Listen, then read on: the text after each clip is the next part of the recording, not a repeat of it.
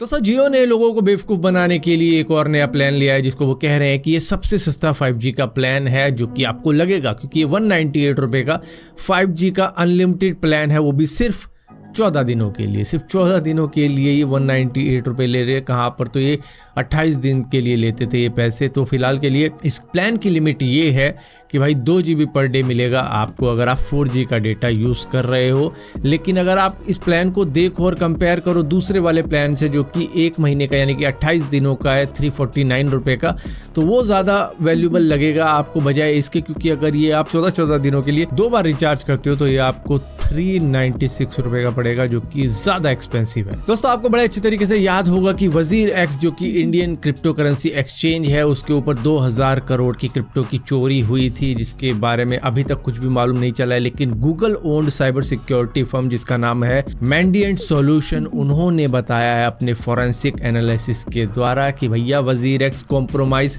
हुआ ही नहीं है। जैसा कि हम देख पा रहे हैं कि ऐसा कोई एविडेंस लग नहीं रहे हैं कि वजीर एक्स को किसी हैकर ने कॉम्प्रोमाइज़ किया है। तो यहाँ पर ऐसा मतलब डायरेक्टली बोला नहीं गया है, लेकिन कह ये रहे हैं कि भाई हैकिंग वैकिंग हुई ही नहीं है वजीर एक्स के ऊपर। दरअसल वजीर एक्स का मल्टी सिग वॉलेट जो कि अफेक्टेड हुआ था, जिसके ऊपर से 2000 करोड़ की क्रिप्टो करेंसी निकाल ली गई थी, उसको मैनेज कर रहा था लिमिनल। ये एक डिजिटल एसेट कस्टडी फर्म है जो कि रिस्पॉन्सिबल है इस वॉलेट के हैक के लिए, या कह लो क्रिप्टो चोरी के लिए, जिसके पास में 6 में से 5 की मौजूद थी, जो कि सिक्योरिटी की थी इस वॉलेट की। तो यहाँ पर कुछ अभी कहा नहीं जा सकता, लेकिन उन्होंने कहा है कि नहीं भाई वजीर एक्स कॉम्प्रोमाइज हुआ नहीं है हमारी इन्वेस्टिगेशन के अंदर। दोस्तों यूके के एक 17 साल के इटालियन स्टूडेंट ने सिर्फ स्कूल प्रोजेक्ट के लिए एक स्मॉल न्यूक्लियर फ्यूजन रिएक्टर तैयार कर दिया। ये दरअसल एक प्रोजेक्ट क्वालिफिकेशन राउंड था, उसके लिए इसने 18 महीने की मेहनत करी।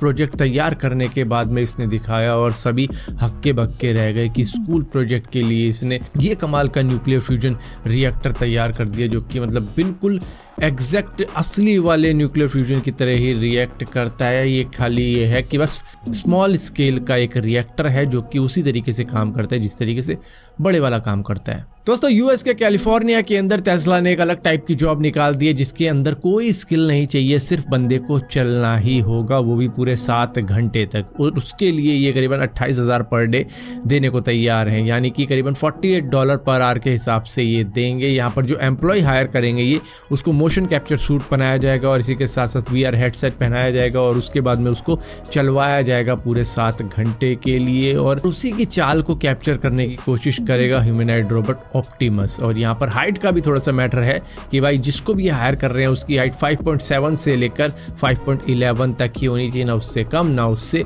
ज़्यादा, क्योंकि ये जो इनका रोबोट है उसकी भी हाइट उतनी है। दोस्तों पाकिस्तान का इंटरनेट काफ़ी ज़्यादा स्लो हो चुका है और ये मतलब एक हैरानी वाली बात हो चुकी है सभी लोगों के लिए कि इतना स्लो इंटरनेट कैसे हो चुका है। दरअसल यहाँ पर पाकिस्तान गवर्नमेंट ब्लेम कर रही है अपने ही सिटीजन्स को कि वो VPN का यूज़ कर रहे हैं, क्योंकि कई सारी वेबसाइट ब्लॉक कर रखी है और उसको एक्सेस पाने के लिए वो VPN का यूज़ कर लेते हैं। और पाकिस्तान की गवर्नमेंट एक और चीज़ तैयार कर रही है जो है फायरवॉल, जिससे कि वो सोशल मीडिया और बाकी के कई सारे प्लेटफॉर्मों पे नज़र रख पाएगी कि यूज़र कौन सा कंटेंट डाल रहे हैं। तो उस तरीके की फायरवॉल से बचने के लिए भी लोग VPN का यूज़ कर रहे हैं, जिसकी वजह से पाकिस्तान का ओवरऑल इंटरनेट की स्पीड काफ़ी ज़्यादा स्लो हो चुकी है। और ये एक वरिंग सिचुएशन है वहाँ की गवर्नमेंट के लिए कि आखिर ऐसा क्यों हुआ। दोस्तों पहले के वक्त में आईफोन के लिए लोग अपनी किडनी बेच देते थे, लेकिन आजकल के वक्त में लोग अपने माँ के आंसू बेच देते हैं। दरअसल यहाँ पर इस वीडियो को आप देख ही रहे होंगे, काफ़ी ज़्यादा वायरल हो रखी है इस वक्त में, जहाँ पर बहुत ही बुरा भला इस लड़के को कहा जा रहा है, और जो कि सही भी है, क्योंकि इसकी माँ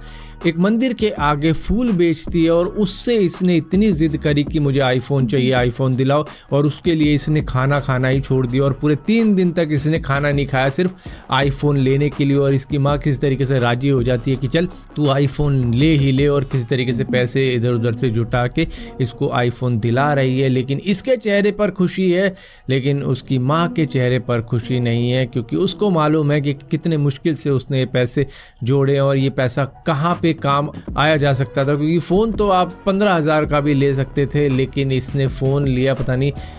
70-80 हज़ार रुपये का, जो कि इसकी माँ को काफ़ी ज़्यादा दुख तो दे रहा है। लेकिन ठीक है, आजकल लोगों के चेहरे पर खुशी आईफोन से आ जाती है, चाहे उसकी कीमत उसकी माँ का दुख ही हो। और मुझे लगता है कि इस तरीके के बच्चों को सिर्फ एक अच्छी मार से ही ठीक किया जा सकता है, जो 90s के पेरेंट्स करते थे कि मतलब ज़िद अगर आपने करी तो आपकी ज़िद वहीं धरी की धरी रह जाती थी, और भूख हड़ताल तो भैया एक अच्छी मार से ही सारी साफ हो जाती थी। मतलब कि आपने एक टाइम खाना ना खाया तो भैया पापा के आने का वेट ही होता था कि पापा ने घर में एंट्री करी और पसीने वहीं छूट गए, और 2 थप्पड़ पड़े नहीं कि आपने खाना चालू किया और आंसू निकले तो आपके आंसू भी उसी एक थप्पड़ से वापस अंदर हो जाते थे कि अब रोएगा रोएगा, ले एक और थप्पड़। तो इस तरीके से आंसू भी रुक जाते थे और सारा मसला सॉल्व हो जाता था सिर्फ एक अच्छी पिटाई से।